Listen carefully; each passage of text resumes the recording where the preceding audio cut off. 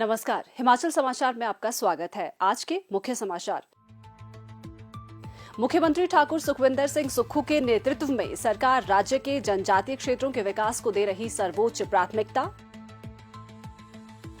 पांगी को राज्य का पहला प्राकृतिक खेती उपमंडल अधिसूचित करने पर सरकार की लोगों ने की सराहना। पांगी घाटी में लगभग 2244 किसान परिवार कर रहे हैं रसायन मुक्त खेती। सरकार नवोन्मेषी पहलों के साथ स्वास्थ्य सेवाओं का कर रही आधुनिकीकरण। Atal institute of medical super specialities Chamiana Shimla में रोबोटिक सर्जरी के लिए मशीन स्थापित। सभी मेडिकल कॉलेज, आदर्श स्वास्थ्य संस्थान और अन्य चिकित्सा संस्थान जल्द ही आधुनिक चिकित्सा उपकरणों और अत्याधुनिक बुनियादी ढांचे से होंगे लैस। और अब समाचार विस्तार से। जिला चंबा के पांगी उपमंडल को राज्य का पहला प्राकृतिक खेती उपमंडल बनाने की घोषणा से क्षेत्र में उत्साह का माहौल है। राज्य सरकार के इस निर्णय से क्षेत्र के लोग अपनी पारंपरिक कृषि पद्धतियों का संरक्षण और खाद्य सुरक्षा सुनिश्चित कर सकेंगे। इससे लोगों को आजीविका के स्थायी साधन भी मिलेंगे।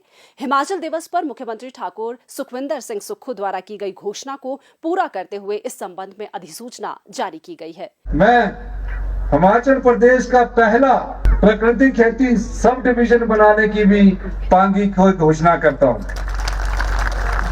पांगी डिवीजन हिमाचल प्रदेश का पहला प्राकृतिक खेती सब डिवीजन होगा। पांगी घाटी के धनवास निवासी श्री राजकुमार ने कहा है कि क्षेत्र के लोग इस निर्णय का लंबे समय से इंतजार कर रहे थे। इस निर्णय से क्षेत्र के लोग उत्साहित हैं। वर्तमान राज्य सरकार क्षेत्र के लोगों के विकास के लिए अभूतपूर्व कार्य कर रही है। रासायनिक खेती से लोगों की जमीन बंजर हो रही थी और पांगी से बाहर रहने वाले कुछ परिवारों ने अपनी जमीन लीज पर दी है। सरकार के इस सराहनीय निर्णय से लोगों का रुझान अब अपने गांव की तरफ बढ़ेगा और इससे लोगों का पलायन रुकेगा। तो मैं हिमाचल प्रदेश के माननीय यशस्वी मुख्यमंत्री ठाकुर सुखविंदर सिंह सुक्खू जी का बहुत बहुत आभार व्यक्त करना चाहता हूं, क्योंकि 15 अप्रैल को उन्होंने पांगी घाटी में आकर हिमाचल दिवस के दिन पांगी को एक बहुत बड़ी सौगात दी है। पांगी को प्राकृतिक उपमंडल खेती के लिए जो है पूरे हिमाचल प्रदेश में एक नोटिफिकेशन जारी की कि पांगी जो है प्राकृतिक उपमंडल होगा, प्राकृतिक खेती का उपमंडल होगा। तो इसके लिए हम मुख्यमंत्री जी का बहुत बहुत आभार व्यक्त करते हैं, क्योंकि इससे पांगी के किसानों को बहुत बड़ा फायदा होगा, उनकी आर्थिक स्थिति बहुत मजबूत होगी। क्योंकि पांगी एक ऐसा क्षेत्र है हिमाचल प्रदेश में जहां आज तक कोई फर्टिलाइज लोगों किसानों के द्वारा खेतों में उपयोग नहीं की गई है, क्योंकि यहाँ जो है लोकल देसी गाय और के जो गोबर की खाद है उसी का उपयोग होता है। और यहाँ से एक बहुत बड़ा जो है प्रोडक्शन जो होता है वो जो है बाहर जाएगा और उसके लिए किसानों को उनके जो पैदावार है उसका उचित मूल्य मिलेगा। इस अधिसूचना के जारी होने से क्षेत्र के किसानों में आशा की एक नई किरण जगी है और कई किसानों ने प्राकृतिक कृषि पद्धति को अपनाना शुरू कर दिया है। वर्तमान में घाटी में लगभग 2244 किसान परिवार सक्रिय रूप से रसायन मुक्त खेती कर रहे हैं और सरकार अब कृषि, बागवानी और अन्य कृषि क्षेत्रों को कवर करते हुए 2920 हेक्टेयर कृषि योग्य भूमि को 100% प्राकृतिक खेती में बदलने की योजना बना रही है। स्थानीय किसानों का कहना है कि ये एक स्वागत योग्य कदम है। प्राकृतिक खेती पद्धति से मृदा स्वास्थ्य में सुधार होता है और शून्य लागत कृषि पद्धति होने से किसानों को आशातीत लाभ मिलता है। उनका कहना है कि प्राकृतिक खेती उपमंडल बनाने से क्षेत्र में पैदा होने वाले उत्पादों को एक अलग पहचान मिलेगी और बेहतर बाजार उपलब्ध होगा। हम प्राकृतिक खेती करते हैं। हमने कभी खाद खूद का यूज नहीं किया, हम गोबर का ही इस्तेमाल करते हैं। बाकी जो प्राकृतिक ब्लॉक पांगी में घोषित किया है, इसके लिए मुख्यमंत्री का हम धन्यवाद करते हैं। पूंटो गांव की शीला देवी और सुनीता कुमारी का कहना है कि वे साधन संपन्न नहीं हैं, इसलिए वे अपने उद्यम स्थापित नहीं कर सकते हैं। यहाँ लोगों के पास छोटे छोटे खेत हैं, जिस पर वे रसायन मुक्त कृषि पद्धति को अपनाकर आने वाली पीढ़ियों के सामने अनुकरणीय उदाहरण प्रस्तुत कर सकते हैं। मुख्यमंत्री ठाकुर सुखविंदर सिंह सुक्खू के निर्देशों पर कृषि विभाग ने किसानों को प्रशिक्षण, सहयोग और क्षमता निर्माण प्रदान करने के उद्देश्य से एक विस्तृत कार्य योजना तैयार की है। ये योजना चरणबद्ध और विकेंद्रीकृत त्वरित तरीके से लागू की जाएगी। पहले चरण में गांव स्तर पर योजना निर्माण आवश्यकताओं का आकलन और किसानों को जागरूक करने का कार्य किया जाएगा। इसके उपरांत किसानों के लिए प्राकृतिक खेती के दृष्टिगत व्यापक स्तर पर प्रशिक्षण कार्यक्रम आयोजित किए जाएंगे और खेतों में जमीनी स्तर पर प्रत्यक्ष प्रदर्शन भी किया जाएगा। किसानों को प्राकृतिक खेती के लिए आवश्यक सहयोग समय पर सुनिश्चित करने के लिए पंचायत स्तर पर बायो इनपुट रिसोर्स सेंटर स्थापित किए जाएंगे। इन केंद्रों के माध्यम से बीजामृत, जीवामृत, दशपर्णी अर्क, अग्नि अस्त्र जैसे प्राकृतिक उत्पाद उपलब्ध करवाए जाएंगे। जिन किसानों के पास गाय नहीं है, उन किसानों के प्रशिक्षण में ये केंद्र महत्वपूर्ण भूमिका निभाएंगे और जानकारी के आदान प्रदान के लिए सामुदायिक मंच के रूप में भी कार्य करेंगे।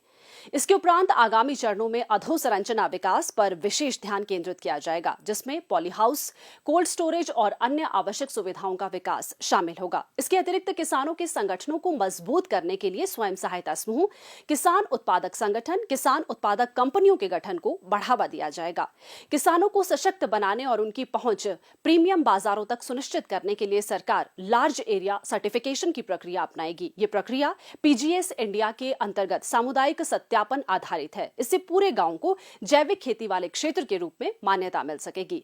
स्थानीय नेता, स्वयं सहायता समूह सदस्य और युवा इस पहल को लेकर उत्साहित हैं। उनका मानना है कि इससे जनजातीय उद्यमिता को बढ़ावा, पारंपरिक बीजों का संरक्षण और क्षेत्र की समृद्ध कृषि संस्कृति को भी प्रोत्साहन मिलेगा। मुख्यमंत्री ठाकुर सुखविंदर सिंह सुक्खू के नेतृत्व में वर्तमान प्रदेश सरकार राज्य के जनजातीय क्षेत्रों के विकास को सर्वोच्च प्राथमिकता दे रही है और इन क्षेत्रों के लोगों के सामाजिक और आर्थिक उत्थान के लिए कई नवीन योजनाएं आरंभ की गई है। प्रदेश सरकार ने अपने कार्यकाल का पहला हिमाचल दिवस कार्यक्रम काजा में आयोजित किया और मुख्यमंत्री स्वयं भी सरकार गांव के द्वार कार्यक्रम के अंतर्गत राज्य के लोगों की कठिनाइयों और समस्याओं को जानने के लिए प्रदेश के दूर दराज और कठिन इलाकों का दौरा कर रहे हैं। मुख्यमंत्री ठाकुर सुखविंदर सिंह सुक्खू के दूरदर्शी नेतृत्व में व्यवस्था परिवर्तन का नया अध्याय लिखा जा रहा है। स्वास्थ्य, शिक्षा, पर्यटन, कृषि, बागवानी जैसे सभी क्षेत्रों में उल्लेखनीय प्रगति हो रही है। स्वास्थ्य और शिक्षा को एक प्रगतिशील समाज का आधार मानते हुए राज्य सरकार ने चिकित्सा के बुनियादी ढांचे के आधुनिकीकरण और विस्तार को प्राथमिकता दी है। मुख्यमंत्री ने हाल ही में डॉक्टर राजेंद्र प्रसाद राजकीय चिकित्सा महाविद्यालय एवं अस्पताल टांडा और इंदिरा गांधी चिकित्सा महाविद्यालय शिमला और अटल सुपर स्पेशलिटीज आयुर्विज्ञान संस्थान चमियाड़ा के डॉक्टरों और अन्य संकाय सदस्यों के साथ गहन चर्चा की। उन्होंने कर्मचारियों की आवश्यकताओं की समीक्षा की और स्वास्थ्य क्षेत्र के आधुनिकीकरण के उद्देश्य से आधुनिक चिकित्सा तकनीकों और उपकरणों के बारे में चर्चा की। राज्य सरकार के एक प्रवक्ता ने कहा कि प्रदेश में पहली बार रोबोटिक सर्जरी आरंभ की जा रही है। रोबोटिक सर्जरी के लिए मशीन अटल सुपर स्पेशलिटीज आयुर्विज्ञान संस्थान चमियाड़ा शिमला में स्थापित हो चुकी है और सरकार जल्द ही मशीनों के सुचारू संचालन के लिए विशेषज्ञ रोबोटिक सर्जनों की भर्ती करेगी। हिमाचल प्रदेश के सभी मेडिकल कॉलेजों, आदर्श स्वास्थ्य संस्थान और अन्य चिकित्सा संस्थान जल्द ही आधुनिक चिकित्सा उपकरणों और अत्याधुनिक बुनियादी ढांचे से लैस होंगे। सरकार CT scan, x ray unit, ultrasound machine, phaco system और अन्य नैदानिक उपकरणों सहित अत्याधुनिक उपकरणों की उपलब्धता सुनिश्चित कर स्वास्थ्य क्षेत्र में बदलाव लाने के लिए प्रतिबद्ध है। स्वास्थ्य सेवा प्रणाली को सुदृढ़ करने की दिशा में महत्वपूर्ण कदम के तहत सरकार ने 2 दशकों से अधिक समय से इस्तेमाल हो रहे पुराने स्वास्थ्य उपकरणों को बदलने का भी फैसला किया है, जिनमें पुरानी MRI और एक्सरे मशीनें शामिल हैं। पिछले 18 से 20 वर्षों से इस्तेमाल हो रहे उपकरणों को भारत के प्रमुख स्वास्थ्य संस्थानों जैसे एम्स दिल्ली और PGI चंडीगढ़ द्वारा इस्तेमाल किए जा रहे उपकरणों के समान अत्याधुनिक मशीनों से बदला जाएगा। इन उपकरणों की खरीद प्रक्रिया को सुगम बनाने के लिए सरकार ने पर्याप्त बजट प्रावधान किए हैं। सरकार 3 टेस्ला MRI मशीनें क्रय कर रही है, जो दिल्ली के एम्स में इस्तेमाल की जा रही मशीनों के समान है। अस्पतालों में स्थापित MRI मशीनें लगभग 2 दशक पुरानी है, जबकि 3 टेस्ला MRI मशीनों के परिणाम त्वरित और बेहतर रेजोल्यूशन और इमेज गुणवत्ता के हैं। सरकार का उद्देश्य राज्य के लोगों, खासकर दूरस्थ क्षेत्रों में रहने वाले लोगों जिनकी लंबे समय से निदान और उपचार सुविधाओं तक सीमित पहुंच है, समय पर और गुणवत्तापूर्ण स्वास्थ्य सेवाएं सुनिश्चित करवाना है। इससे पूर्व पर्याप्त स्वास्थ्य सुविधाओं के बुनियादी ढांचे में कमी के कारण मरीजों को बेहतर निदान और उपचार विकल्पों की तलाश में पड़ोसी राज्यों का रुख करना पड़ता था। इस समस्या के समाधान के लिए वर्तमान सरकार ने न केवल स्वास्थ्य सेवाओं के बुनियादी ढांचे में सुधार करने आरंभ किए हैं, बल्कि चिकित्सा विशेषज्ञों की कमी दूर करने के लिए भी सक्रिय कदम उठाए हैं। उपकरणों के उन्नयन के अलावा राज्य सरकार ने विशेषज्ञ डॉक्टरों, नर्सों और पैरामेडिकल स्टाफ की भर्तियां की है। सरकार के भर्ती प्रयासों के परिणाम स्वरूप 185 से अधिक चिकित्सा अधिकारियों, 130 स्टाफ नर्सों, 67 लैब तकनीशियनों, 45 फार्मासिस्ट अधिकारियों की नियुक्तियां की गई है और विभिन्न स्वास्थ्य सेवा श्रेणियों में 491 नए पद सृजित किए गए हैं। वित्त वर्ष 2025-26 के लिए आधुनिक चिकित्सा उपकरणों के लिए 1730 करोड़ रुपए आवंटित किए गए हैं। इससे स्वास्थ्य सेवा तंत्र मजबूत होगा और ये सुनिश्चित होगा कि नई मशीनें और तकनीक से आमजन लाभान्वित हो। सरकार ने बीएससी मेडिकल लेबोरेटरी, रेडियोलॉजी एवं इमेजिंग तथा एनेस्थीसिया एवं ओटी तकनीक में प्रशिक्षण प्रदान करने के लिए आईजीएमसी शिमला में सीटों की संख्या 10 से बढ़ाकर 50 कर दी है तथा मेडिकल कॉलेज टांडा में सीटों की संख्या 18 से बढ़ाकर 50 कर दी है, जिससे हिमाचली युवाओं को राज्य में गुणवत्तापूर्ण प्रशिक्षण प्रदान करने के लिए अधिक अवसर सुनिश्चित होंगे। सरकार ने IGMC Shimla, Tanda medical college और AIMSS चमियाड़ा में स्वचलित प्रयोगशालाएं स्थापित करने का भी निर्णय लिया है। सरकार द्वारा प्रत्येक संस्थान के लिए 25-25 करोड़ रुपए जारी किए गए हैं। वंचितों को गुणवत्तापूर्ण स्वास्थ्य सेवा प्रदान करने के लिए सरकार ने हिम केयर योजना को और सुदृढ़ किया है। योजना के अंतर्गत हिमाचल प्रदेश में अब तक 5,80,000 से ज्यादा लोग लाभान्वित हुए हैं, जिनके मुफ्त इलाज पर सरकार लगभग 810 करोड़ रुपए खर्च कर चुकी है। ये योजना उन लोगों की सहायता पर केंद्रित है जिनके पास संसाधनों की कमी है, जिनमें आर्थिक रूप से कमजोर वर्ग, अनाथ, एकल महिलाएं, विधवाएं, बच्चे और कई अन्य वर्ग शामिल है। इस योजना में सरकारी कर्मचारियों को शामिल नहीं किया गया है ताकि ये सुनिश्चित किया जा सके कि लाभ वास्तव में पात्र लोगों तक पहुंचे। इस प्रक्रिया को सुव्यवस्थित करने के लिए हिम केयर कार्ड अब तिमाही आधार पर मार्च, जून, सितंबर और दिसंबर में जारी किए जाएंगे। हालांकि समय पर स्वास्थ्य सेवा के महत्व को समझते हुए सरकार ने मेडिकल कॉलेजों के प्रधानाचार्यों और चिकित्सा अधीक्षकों को वित्तीय स्थिति, बीमारी की गंभीरता या अन्य जायज कारणों के आधार पर विशेष मामलों में किसी भी समय कार्ड जारी करने के लिए अधिकृत किया है।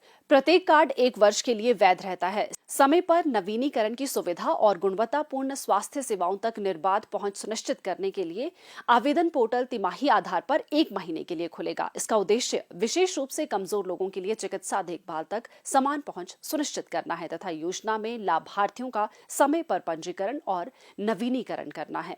सरकार का लक्ष्य बिना किसी वित्तीय कठिनाई के गुणवत्तापूर्ण स्वास्थ्य सेवाओं तक प्रत्येक नागरिक की पहुंच सुनिश्चित करना है।